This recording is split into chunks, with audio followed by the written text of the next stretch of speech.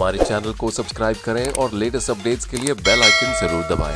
आज के एपिसोड की टॉपिक है Ertugrul Ghazi, Ottoman Empire and India. इस एपिसोड में मैं आपको हिस्टोरिकल डॉट्स कनेक्ट करके बताऊंगा कि हालांकि इंडिया ऑटोमन एम्पायर का हिस्सा कभी भी नहीं था, लेकिन फिर भी उनका एक बहुत इंटरेस्टिंग ताल्लुक़ था इंडिया की रॉयल्टी के साथ और आज भी है। और फिर पिछले एपिसोड में पूछे गए क्विज़, उसका सही जवाब देने वालों के नाम और फिर इस एपिसोड के क्विज़ का सवाल। तो चलिए डिस्कशन में आगे बढ़ते हैं। आज दुनिया भर में अर्तुगरुल गाजी बहुत पॉपुलर हो गया है। ये original Turkish web series Dirilis Ertugrul का वर्जन है, यानी कि अलग अलग 25 लैंग्वेजेस में उसको डब किया जा चुका है और नेटफ्लिक्स पर, यूट्यूब पर, सब जगह ये अवेलेबल है। और जो अर्तुगरुल गाजी है ये उर्दू वर्जन है जो पीटीवी ने, टर्किश ब्रॉडकास्टर टीएनटी के साथ कोलैबोरेशन में पीटीवी पे दिखा रहा है पाकिस्तान में, और वो यूट्यूब पे भी अवेलेबल है जो यहाँ पे इंडिया में हम देख सकते हैं, या फिर हम नेटफ्लिक्स पे डायरेक्टली अगर टर्किश वर्जन देखना चाहें इंग्लिश सबटाइटल्स के साथ तो रेसोरेक्शन अर्तुगरुल देख सकते हैं। तो इस वेब सीरीज़ के 5 मिलियन से ज़्यादा व्यूअर्स दुनिया भर में हो चुके हैं। लोगों का कहना है कि ये बहुत ही ज़बरदस्त वेब सीरीज़ है जिसकी बहुत अच्छी फीडबैक आई है। लोगों ने इसे एक तरह से मोटिवेशनल वेब सीरीज़ करार दिया है। लोग कहते हैं कि उन्हें बहुत कुछ सीखने को मिलता है इन एपिसोड से। अब मैं आपको ये बताऊंगा कि फ़िक्शन क्या है और फैक्ट्स क्या है उसमें थोड़ा सा। अब अर्तुगरुल गाजी को लाइफ को लेकर सब कुछ फ़िक्शन है उसमें, क्योंकि प्रोड्यूसर डायरेक्टर का कहना है कि कुछ भी फैक्ट्स रिकॉर्ड्स में अवेलेबल नहीं है अर्तुगरुल गाजी के बारे में। अर्तुगरुल गाजी के बेटे जो फाउंडर थे सल्तनत उस्मानिया के, यानी ऑटोमन एम्पायर, उनके फर्स्ट उस्मान वन जो अर्ली 13th सेंचुरी में एम्परर बने, उसके बाद एक तकरीबन 100 साल बाद के रिकॉर्ड्स हिस्ट्री के मौजूद हैं। उससे पहले का जो अर्तुगरुल गाजी का और उस्मान वन का जो पीरियड रहा उसके बारे में कुछ ख़ास क्लैरिटी नहीं है। लेकिन जो भी हो, जो ऑटोमन एम्पायर अर्तुगरुल गाजी के बेटे ने फाउंड किया था वो एम्पायर 600 साल से ज़्यादा दुनिया भर में हुकूमत करता रहा।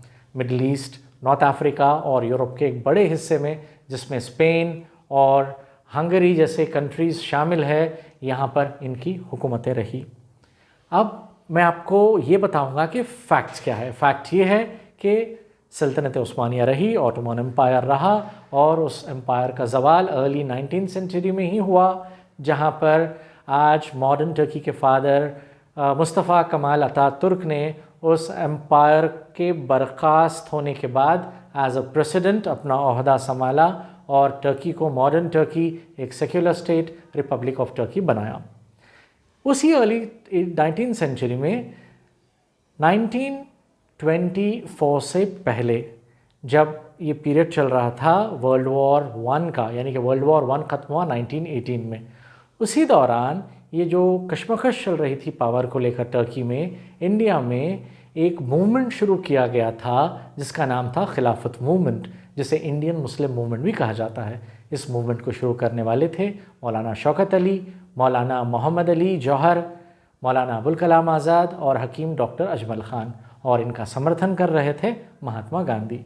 ये मूवमेंट का मकसद ये था कि टर्की में जो आखिरी खलीफा थे वो खलीफा एसच जो कैलिफाइड था उसको पॉलिटिकल पावर्स दिए जाएं, उसका बका हो, और जो आखिरी वारिस थे सल्तनत उस्मानिया के जो क्राउन प्रिंस थे अब्दुल मजीद, उनको वहाँ पर फायज किया जाए और उन्हें एग्ज़ाइल में ना भेजा जाए।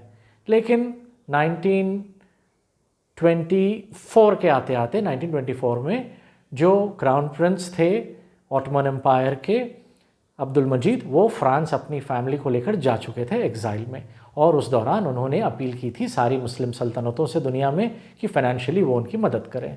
इस अपील को ऑनर करते हुए जो इंडिया का जो सबसे रईस प्रिंसली स्टेट था सल्तनत आसिफिया, जिसे हम हैदराबाद की निज़ाम सरकार कहते हैं, इन्होंने हर महीना 350 ब्रिटिश पाउंड्स का वजीफ़ा जारी किया था अब्दुल मजीद के लिए। तो ये दिया जा रहा था। अब कुछ साल चलता रहा, फिर मौलाना शौकत अली एक प्रपोज़ल लेकर आए निज़ाम सरकार के पास। मीर उस्मान अली ख़ान को कहा कि जो अब्दुल मजीद की बेटी है प्रिंसेस दुर्रुशहवार, उनका निकाह किया जाए मीर उस्मान अली ख़ान के बड़े फ़र्जंद उनके बेटे आज़म जाह के साथ। ये सुनकर निज़ाम सरकार को बहुत अच्छा लगा। उन्होंने कहा कि हाँ, ये मुनासिब होगा, आप इस मामले को आगे बढ़ाइए।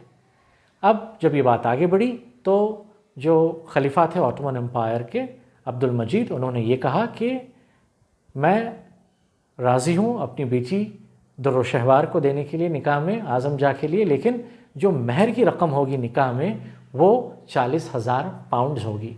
ये बात सुनकर धक्का लगा उस्मान अली ख़ान को। उन्होंने कहा कि मैं तो पहले से ही 350 पाउंड हर महीना पेंशन या वजीफ़ा दे ही रहा था, तो थोड़ी सी तो मुरवत होनी चाहिए थी खलीफा को मुझसे, लेकिन इतने पैसों में 40,000 ब्रिटिश पाउंड में तो मैं अपने दोनों बेटों की आज़म जाह और मौज़म जाह की शादी कर सकता हूँ। ये बात सुनकर खलीफा अब्दुल मजीद ने कहा कि ठीक है, अगर ऐसी बात है तो मैं अपनी ख़ानदान की 2 बेटियाँ दूँगा आपके 2 बेटों के लिए।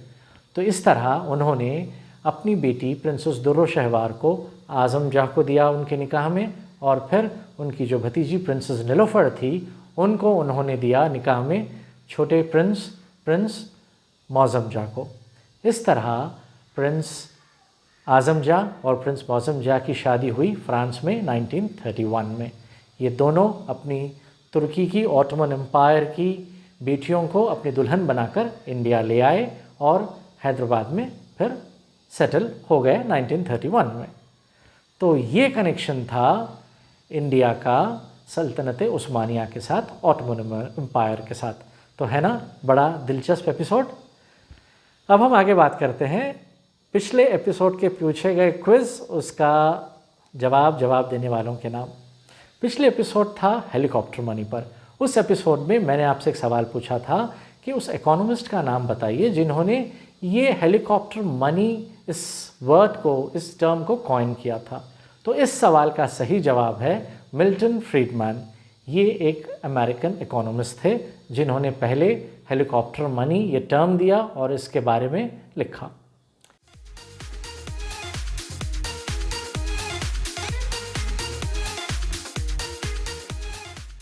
अब इस एपिसोड का सवाल, क्योंकि आज का एपिसोड हिस्ट्री से था तो मेरा क्वेश्चन भी कुछ हिस्ट्री से होगा। मेरे आज के एपिसोड का सवाल ये है कि आप मुझे ये बताएं कि कौन से साल हैदराबाद डेक्कन को इंडियन यूनियन में एनेक्स किया गया। ये सवाल का जवाब आप मेरे वीडियो के नीचे दिए गए कमेंट बॉक्स में टाइप करें और अपना और अपने शहर का नाम टाइप करना ना भूलें। मैं सही जवाब देने वालों का नाम अनाउंस करूँगा नेक्स्ट एपिसोड में। और मेरे इस चैनल को सब्सक्राइब करना ना भूलें और मेरे इस वीडियो को ज़्यादा से ज़्यादा शेयर करें ताकि सबको पता चले कि अर्तुगरुल गाज़ी, ऑटोमन एम्पायर और उनका इंडिया से क्या ताल्लुक़ है। तो नेक्स्ट एपिसोड तक के लिए अलविदा।